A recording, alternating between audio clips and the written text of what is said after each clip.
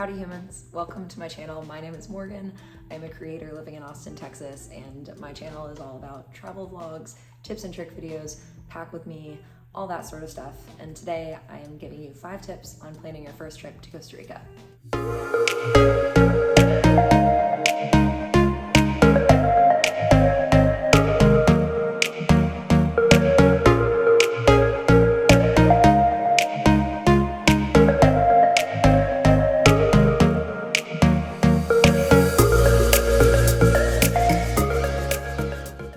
So for context, I planned a trip to Costa Rica for my girlfriend and I, but I told her that we were going to San Diego, and plot twist, I brought our passports and we went to Costa Rica instead. 36 WL and A.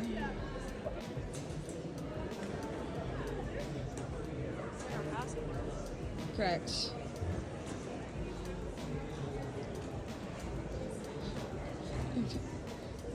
What do you mean? Tip number 1 is figure out what kind of vacation you want to have.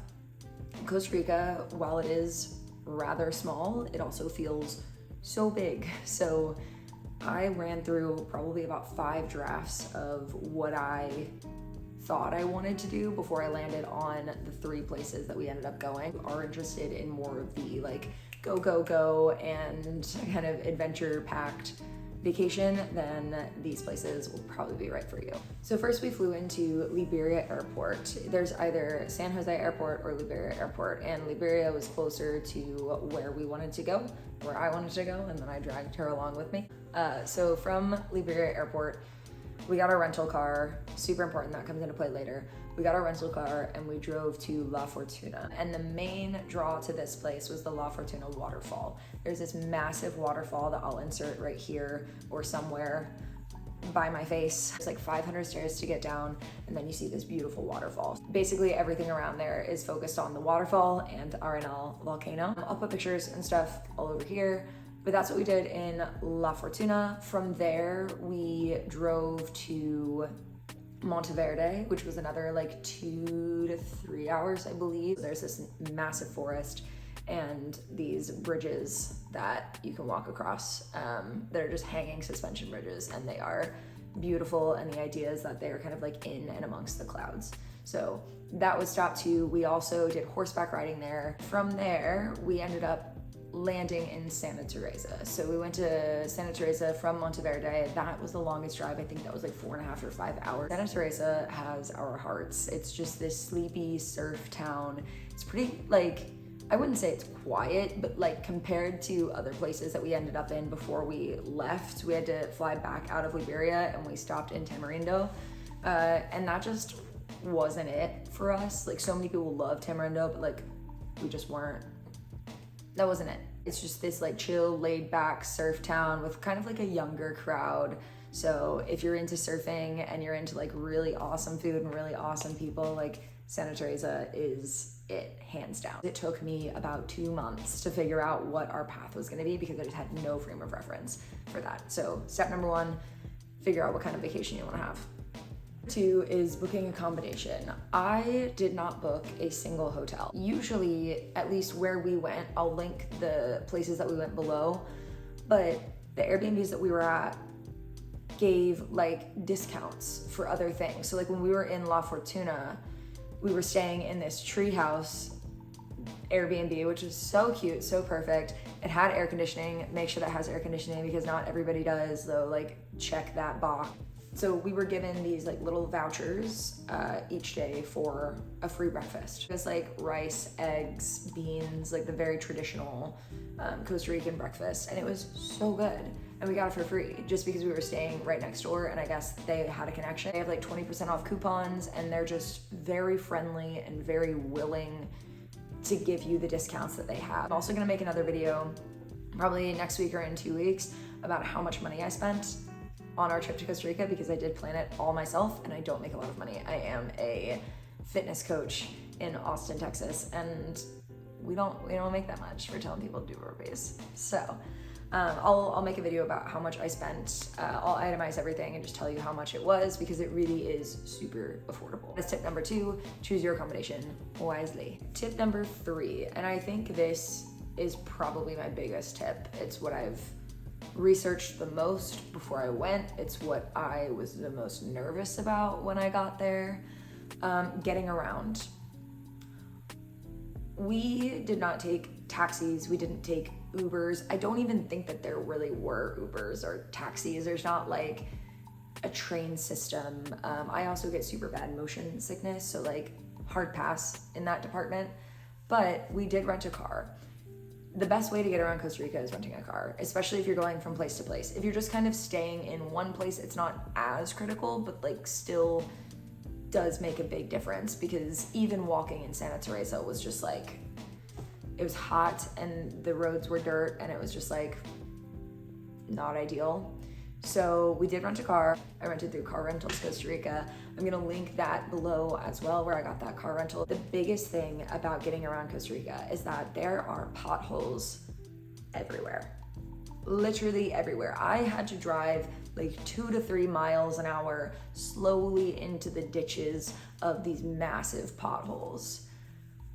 I was trying to dodge them at points, but you just can't. There are times that you just like cannot dodge the potholes. And because of that, tires pop often. I've heard so many horror stories about people's tires popping on their drive from like point A to point B. And with Car Rentals Costa Rica and with Hyro, I did not have a single problem. We did not have car issues at all. I've also heard about people's cars breaking down. Didn't happen for us, but for people that it has happened to, I've read reviews that Hyro is super fast, super on it, ready to be there within like 15-20 minutes, depending on where you are. They also put on an insurance to each rental. So if you don't know that going in and you don't book with Hyro, wherever you rent from is likely going to hide that charge. So even if you have your own insurance, say you're coming from the United States of America, if you have your own car insurance, that does not count in Costa Rica. They don't take that into account. They add, I think it was like an additional $200 to $300 to the price that you see. So because Costa Rica is relatively inexpensive, if you see that the car rental says, you know, $300 for the week, and you're like, sweet, that's fantastic, and that's all that you budget for, but then you get there and they're like, okay, that's actually gonna be $600, and you're like, whoa, huh? That's because they didn't tell you about the insurance that they put on the cars.